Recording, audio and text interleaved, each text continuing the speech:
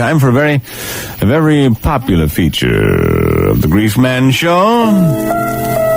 A feature that a lot of guys call up. And a lot of girls like, too, because they can figure out the methodology of these using creeps. Yes, it's time, once again, for the Greaseman Hobbledogaga Handbook.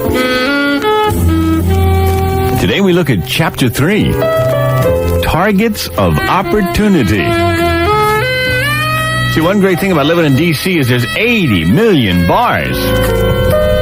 And the single scene is concentrated right in one area downtown here, right around the radio station. So you can go from bar to bar to bar to bar, checking out action. Say you don't have a plan. What you must do is train yourself to keep your ears open to leap on target of opportunities. To wit, last night, I hit a couple of bars and they were unbelievably jammed up for Monday night. I guess people drowning the pain.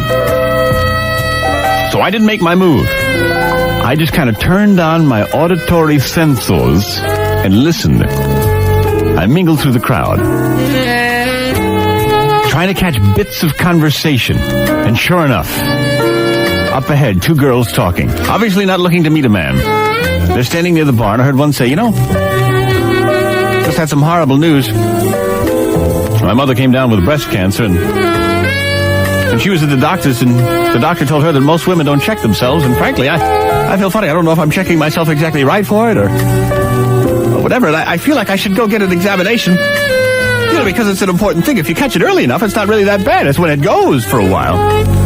That's when I smiled. I put my drink down on the table. I said, "Excuse me, doctor coming through, medical priority here." And both the girls split as I walked right between. I said, "Excuse me, ma'am, I don't mean to be rude. I've been working in the emergency room all day long. I have been up to my ears in emergencies. I just need a drink, okay? It's time for a little medicine for the doctor. A double scotch, please, bartender." And the girls looked at each other and smiled, and she said, "It's really weird. We were just talking about going to the doctor's, and then boom, here comes the doctor. It's really weird, I said, "No, you mean like this?" They said, "Wow, you do that great." I said, "Well." I said, "So you're talking about going to the doctor, huh? Well, you probably got the wrong guy here. My specialty's in breast cancer, and you two both look a little young for that." And the girl said, "Breast cancer? My God! We were just talking about that." I said, "Really?" I said, "Well, I guess you're wise to do it. Well, it is pretty rare, and, how old are you, about 22, 3? She said, "Well, I'm 24. I said, "Well, in your age, it is pretty rare. But, it's a good idea to check up on it. It's an easy test. I can teach you in 5 minutes.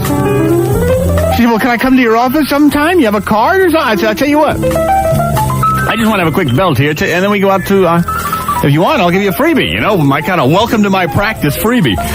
I got a van outside. We go out there, give you a quick checkup. You'll be able to enjoy the evening better with peace of mind." He said, "Well, okay, sure." So we finished our drinks and moved to the Greaseman van. Well, I slid over the back door to my plush van. She sat down in the chair. I said, "If you would please, just robe to the waist." And I turned my back and I went over to the sink and washed my hands, very official looking, very thoroughly, while she removed everything. And she could have been a sculptress, because she had a couple of the most magnificent busts I'd ever seen. Well, I returned to her, trying to contain the ever-heightening throb of desire, and I examined them babies. Half the left, half the right. Let me see. Little here, little there, little here, little there, little tweak, little tweak, little tweak. Finally, that's all I was going to do. I was just going to do that, but I just couldn't control myself. I buried my head between them, and I said, She jumped back. She said, "What the hell was that?" I said, "Sonogram."